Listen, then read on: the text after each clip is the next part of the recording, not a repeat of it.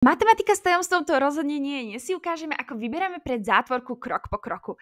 Je to úplne opačný systém, ako keď sme na zátvorku roznásobovali. Teda hľadám najväčšieho spoločného deliteľa pre dvojku, 6 a 14. Tým je dvojka. 2x deleno 2 je x.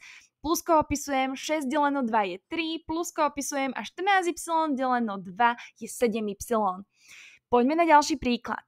9a minus 6b minus 15, hľadám najväčšieho spoločného deliteľa týchto troch čísel, tým je číslica 3.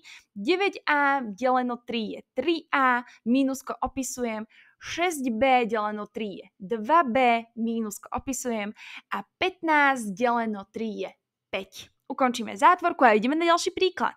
Hľadám najväčšieho spoločného deliteľa 48, 36 a 24. Tým je číslica 12.